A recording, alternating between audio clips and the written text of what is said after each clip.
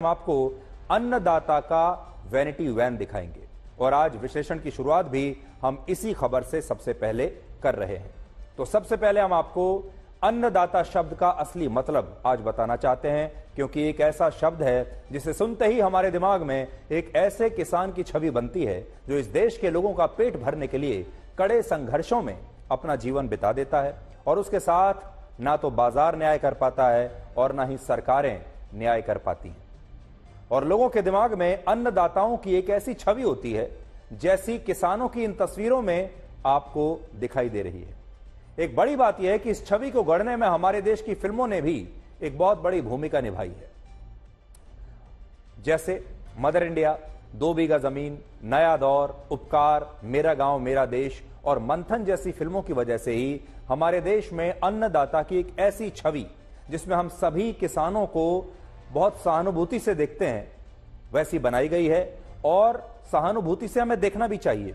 इसलिए आज हम इस बात से इनकार नहीं कर रहे कि अन्नदाता को जरूर सहानुभूति मिलनी चाहिए, पूरे देश का समर्थन मिलना चाहिए और ये अन्नदाता पूरे देश का पेट भरते हैं, इसलिए ये स्पेशल हैं, ये खास हैं। लेकिन अब जरा ये सोचिए कि अगर हम आपसे ये कहें कि एयर कंडीशनड वैनिटी वैन में टीवी देखते हुए आंदोलन करने वाला व्यक्ति किसान है या अन्नदाता है, तो शायद आपको इस बात पर यकीन नहीं होगा, क्योंकि आपके दिमाग में अन्नदाताओं की एक अलग छवि बनी हुई है। लेकिन सच्चाई यह है कि अभी पंजाब में जो किसान आंदोलन चल रहा है उसमें कुछ किसान अपनी वैनिटी वैन्स लेकर पहुंचे हैं और इनमें एक किसान फरीदकोट का है जिसका नाम है गुरबीर सिंह संधू। आज हम संधू साहब की इस शानदार वैनिटी वैन में आपको लेकर चलेंगे। इस किसान ने आंदोलन में शामिल होने के लिए 5 से 6 लाख रुपए खर्च करके यह खास वैनिटी वैन बनाई है, जिसमें अंदर एक बेडरूम है, किचन है, बाथरूम है, टीवी लगा हुआ है और एयर कंडीशनर भी लगा हुआ है, ताकि इस आंदोलन के दौरान इन किसानों को गर्मी से पसीना ना आए। और ये वही किसान है जिनकी अन्नदाता वाली छवि आपके दिमाग में बनी हुई है। लेकिन आज हमारा सवाल यह है कि क्या आप इस वैनिटी वैन वाले किसान को अन्नदाता कहेंगे, इसे अन्नदाता मानेंगे? कड़वा सच यह है कि कुछ लोग किसान नहीं हैं, बल्कि ये बड़े बड़े बिजनेसमैन हैं जो पैसा व्यापारी बनकर कमाते हैं और सहानुभूति अन्नदाता वाली लेना चाहते हैं।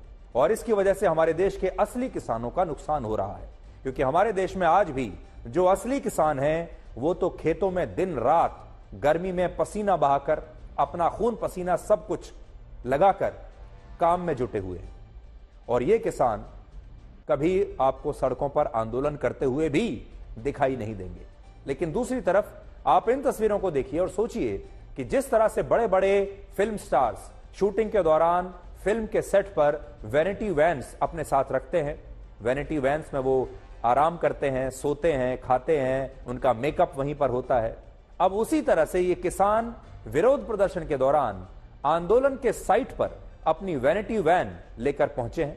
लेकिन आपको यह लगता है कि इस देश के अन्नदाता सड़कों पर संघर्ष कर रहे हैं और अपने हक की लड़ाई लड़ रहे हैं, लेकिन हक की लड़ाई का वैनिटी वैन वाला यह रूप आज आप सबकी आंखें खोल देगा। आप भी देखिए।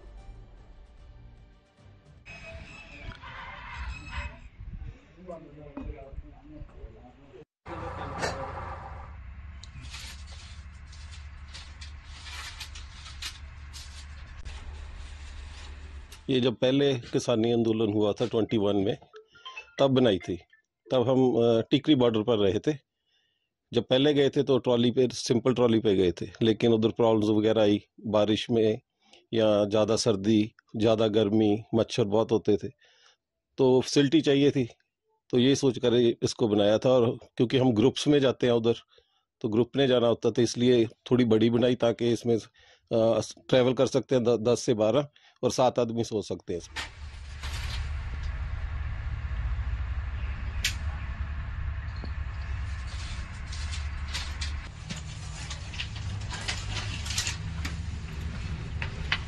चक्कर यह है कि अब अगर सरकार सुधर जाए तो हमें ये करना ना पड़े। सरकार पिछली बार ही ना करती तो हमें बनानी ना पड़ती। और पूरी तैयारी है जाने के लिए? बिल्कुल जी, तैयारी है पूरी। बस 1-2 दिन में हम निकलेंगे यहाँ से।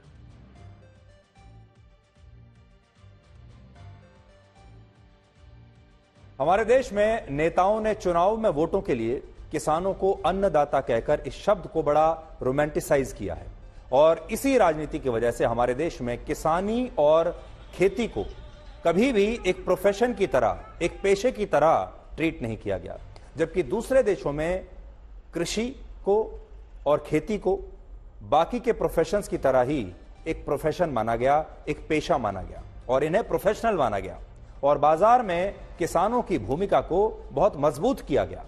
लेकिन हमारे देश में राजनीति की वजह से ऐसा हो नहीं पाया और नेताओं ने शायद ये सोचा होगा कि अगर किसानों की किसान वाली छवि, ये अन्नदाता वाली छवि बनी रहे तो उन्हें अन्नदाता वाले फैक्टर से चुनावों में वोट मिलते रहेंगे और आज भी यही होता है।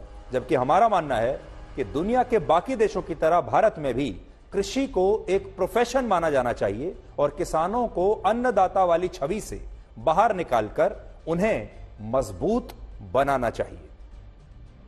ऐसी स्थिति पैदा करनी चाहिए कि किसानों को ना तो एक दिन एमएसपी की आवश्यकता पड़े, ना ही सब्सिडी की आवश्यकता पड़े, ना ही लोन माफ करने की आवश्यकता पड़े। वो इतने सशक्त हो जाएं कि वो अपना लोन भी वापस कर सकें और उन्हें एमएसपी के इस बैसाखी की भी आवश्यकता ना पड़े। अब इस सवाल पर आते हैं कि क्या किसानों का यह आंदोलन अपने असली मकसद से भटक चुका है? और यह सवाल इसलिए पूछा जा रहा है क्योंकि किसानों का यह आंदोलन इसलिए शुरू हुआ था क्योंकि वो अपनी लगातार घटती आय को लेकर चिंतित थे और चाहते थे कि केंद्र सरकार उनकी फसलों के एमएसपी में वृद्धि करके एक नया कानून बनाए और एमएसपी की गारंटी दे जिससे उनकी आमदनी में वृद्धि सुनिश्चित हो सके। इसमें किसी को कोई समस्या नहीं होनी चाहिए, ऐसा होना ही चाहिए। सरल शब्दों में कहें तो किसानों की समस्या थी उनकी आय में गिरावट आना और इस समस्या के लिए उन्होंने एमएसपी के कानून को समाधान मानकर यह आंदोलन शुरू किया और यह बात सरकार भी जानती थी और इसीलिए उसने किसानों की समस्या पर जोर देते हुए एक ऐसा प्रस्ताव तैयार किया जो किसानों की आय को बढ़ा सकता था और पंजाब में कृषि क्षेत्र की सूरत को हमेशा के लिए बदल भी सकता था। लेकिन किसानों ने इस प्रस्ताव को खारिज कर दिया जिससे यह संदेश गया कि यह किसान आंदोलन अपनी मूल समस्या से शायद भटक गया है और इस बात को आज आप इन पॉइंट्स के जरिए समझ सकते हैं। असल में केंद्र सरकार ने किसानों को जो प्रस्ताव दिया उसके पीछे एक सोच थी जिसके तहत सरकार चाहती थी कि पंजाब के किसान फसलों की विविधता को समझें और उन फसलों को ज्यादा उगाएं जिनका राज्य में अभी कोई बड़ा बाजार नहीं है। पंजाब में अभी 41 लाख हेक्टेयर की कृषि भूमि में से 85% कृषि भूमि पर धान और गेहूं उगाया जाता है। देखिए, ये दो फसलें उगाई जाती हैं 85% जमीन पर, धान और गेहूं, और ये वो फसलें हैं जिन्हें उगाने में पानी सबसे ज्यादा खर्च होता है।